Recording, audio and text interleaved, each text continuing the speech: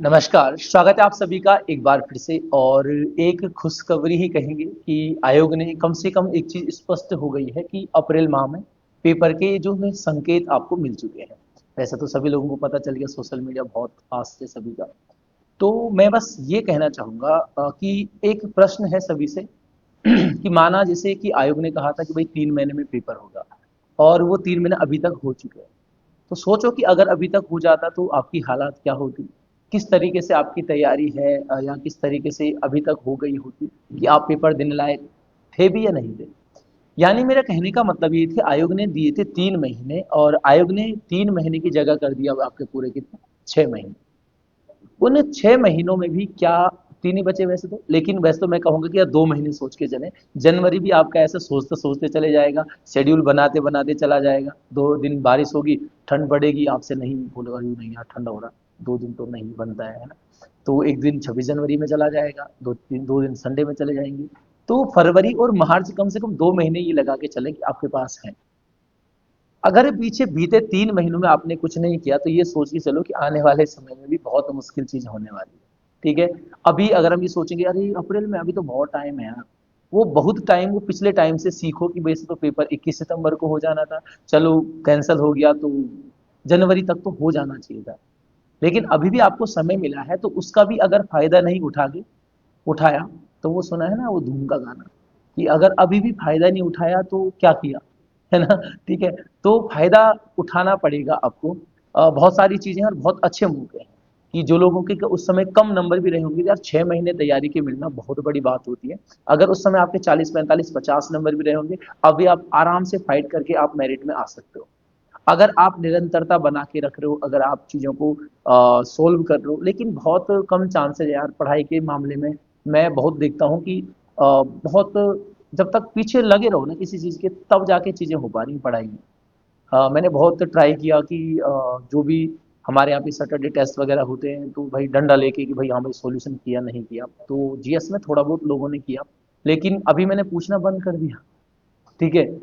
क्या है यार कि कभी खुद लगता है कि मतलब क्यों मैं बिल्कुल जैसे लगा रहूं कि बच्चे सोचते होंगे यार देखो मतलब ज्यादा ही कुछ पीछे पड़ गया।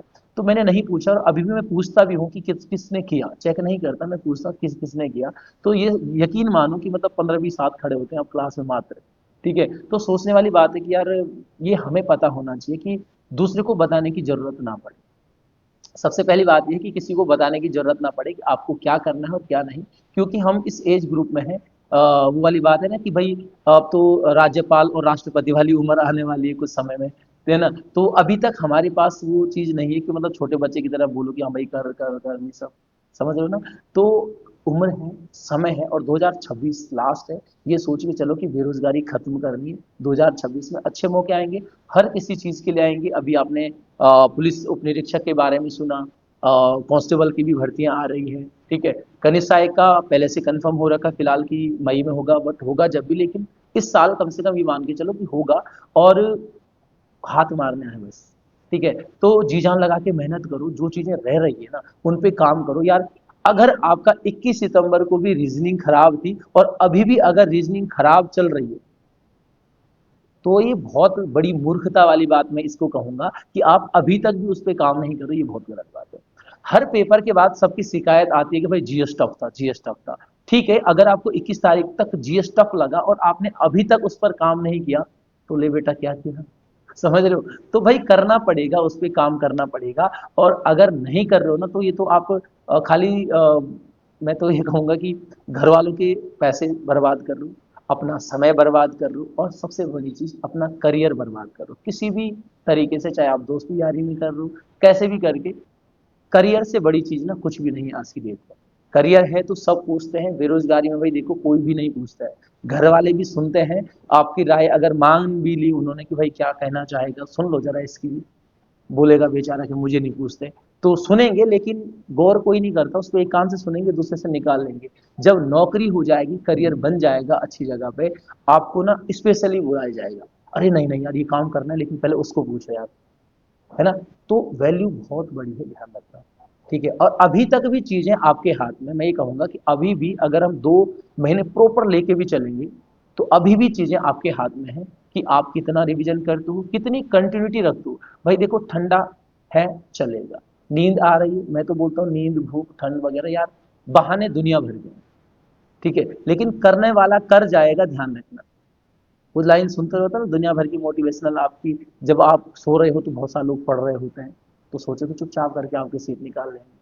जरूरी है नींद वगैरह भी, लेकिन ये क्या मतलब तुम सर्दियों में भाई छोटे से दिन है, तुम दिन में भी सो रहे हो, रात को भी सो रहे हो यार, समझ रहे हो? तो चीज़ों को मैनेज करो, और अभी बहुत अच्छा समय है, बहुत अच्छा समय रहेगा आने वाला।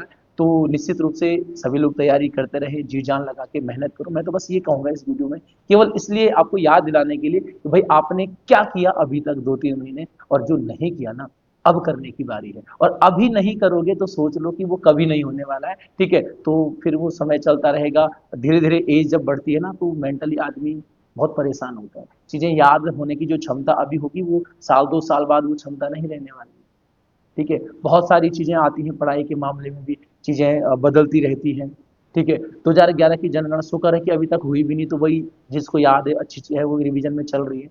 27 में फिर से होगी, फिर मुसीबत वाली बात हो जाएगी। समझ रहे हो ना? जिन्होंने पहली बार पढ़नी उनके लिए नॉर्मल है, लेकिन आप सोचो कि 11 की चीज़ें भूल के फिर पढ़नी पड़ेंगी। तो उन चीज़ों पे काम करो जो अभी तक आपने इग्नोर करी हैं, जिनमें थोड़ा-सा आपको, क्योंकि देखो मैं हमेशा कहता हूँ, दूसरों से आप झूठ बोल सकते हो, दूसरों का मन रखने के लिए बोल सकते हो, खुद से अकेले में बात करो, हमेशा अच्छा जवाब मिलेगा, और जो नहीं किया उसके बारे में काम करो। निश्चित रूप से आने वाला समय आपका होगा, आने वाले पेपर में आपका सिलेक्शन होगा। शुभकामनाएँ हैं सभी की। लगातार जो मेन चैनल है सक्षम अकादमी का, वहाँ पर हर दिन जो है आपके पास लाइव सेशन वगैरह रहते हैं शाम को 7 बजे।